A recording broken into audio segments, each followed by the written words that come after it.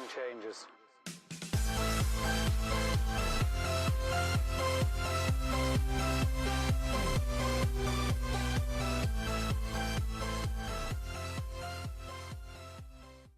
Hey, good afternoon, everybody. Welcome in to my channel. It's Friday. Today is April 3rd, 2020, TGIF. And a lot of people asking where to get some inventory, how to source during quarantine and lockdowns. It's gotten a lot harder. A lot more states and a lot more activities are closed, banned. You can't go out for them, only for the essential things. So here are some of my recommendations, and basically I put these into three categories. Okay, so category number one is the obvious wholesale pallet ordering offline. Most of the companies are still shipping. I'll put a link down below to multiple companies, bang, bang, bang, bang, bang.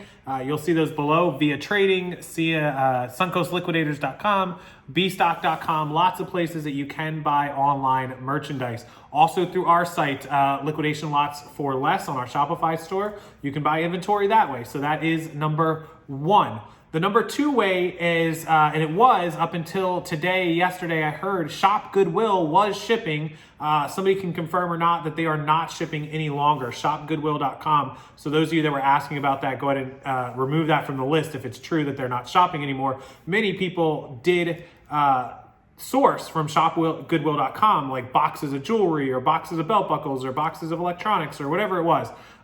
So that is number two that may or may not work. So number three is directly from other resellers. There are tons of resellers, be it on Instagram or Facebook, who need to liquidate their inventory. Network with folks, ask people, does anybody have pallets of stuff or boxes of clothes or extra merchandise or death files that they want to sell that you might be able to buy 100 pieces or 150 pieces, just something to get you rolling.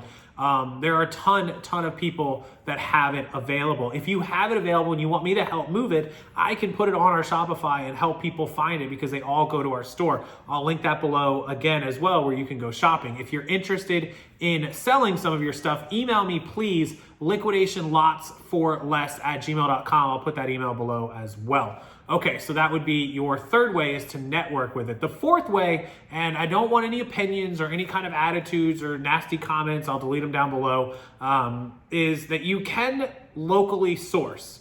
If somebody is getting ready to donate, if somebody's getting ready to say, a ton of people, we've seen it, all these people just donating to Goodwill, they're not, our Salvation Army, and they're not open, they're just dumping it outside, and that's really not doing any good. They're asking you in most places not to do that, but if somebody does do that, you cannot drive up and take it. That's still stealing, even though they've asked people not to leave it there. That doesn't give you permission to go on there and take it. So if there are a lot of people in your area, or you have neighborhoods and they might be donating, what you could do is you could make ads on Facebook groups or Facebook Marketplace or local places after you get permission, buy, sell, trade groups, neighborhood groups, offer up, let go, whatever it is, and ask if you're gonna go to the Salvation Army or Goodwill and you're donating clothing or this or that, and you don't wanna deal with it, please message me, arrange with them, instead of them taking it up to Goodwill, if it's something that you want, that they can just drive it by your place, because Goodwill doesn't want them dropping it off anyways,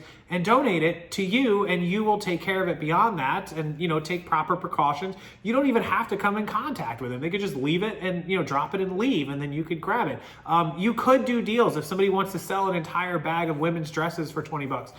You could still do transaction deals locally and safely. You negotiate it all online. You come up with like, hey, we're gonna meet, right out, we live in the same neighborhood. We live in the same, the neighborhoods across the street from each other. There's a Starbucks on the corner. We're just gonna meet up there at the corner of Walmart and Starbucks, and you're just gonna, you guys can be wearing masks or whatever. You don't have to get in contact with each other. You could PayPal them, so there's no exchange of cash.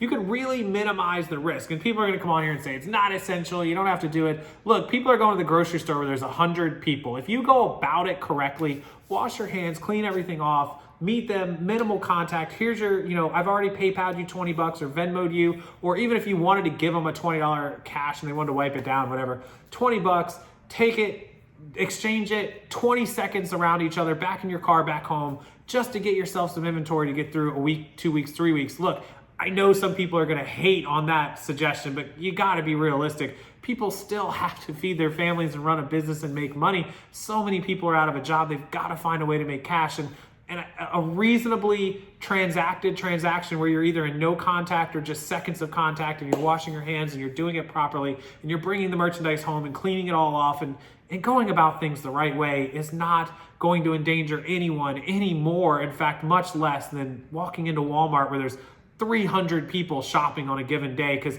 I had to go get dog food or groceries or whatever it was, and I had to deal with that, right? So, you know, if you're going to be willing to go out and do those sort of things or go through the drive-through and all of that is allowed, look, this not going out is basically meant to minimize it. We're never going to remove all contact and all, interaction. You can't remove all of it. We're simply trying to minimize it. And so it is not essential to do that, but it is very important for a lot of people to be able to do that, and it's very, very minimal. So it's not like we're driving around to garage sales, touching everyone and meeting up with hundreds of people or going to a flea market. We're meeting one person out of our neighborhood for 5 seconds to exchange goods. So I think that that's a reasonable way to go about it as well, and something that you can do, even if you don't have to meet up with them, where they leave it on your door and you exchange money. They leave it on their doorstep and you go pick it up and just throw it in your car and leave them money on their door or under their mat. There's a lot of ways to go about it that it can be done. So just be safe, make sure you source correctly, make sure you source smartly, but you can keep the business going. A lot of it, sourcing online, having it shipped in. You could do, I know a lot of people that buy stuff off eBay, have it shipped to them and then relist it on Amazon. They buy hundreds of items a week. So there's online arbitrage opportunities. There's a lot of ways that you can buy things without having to go out and thrift shop or source them or go store to store like we can't do right now. So any questions, comments, concerns below is yours. I'll link everything I just talked about down there, including the wholesale sites and my own Shopify wholesale liquidation site. And then if you want to sell your stuff through us, you can use the email. Send us an email, let us know that you want to sell, and I'll send you back all the instructions on what you need to do and provide me, and we'll get your lots up for sale, and that will allow all of these buyers who want it to potentially buy those lots. We appreciate it. Thank you as always, and hopefully you have a wonderful weekend, and I'll see you next time.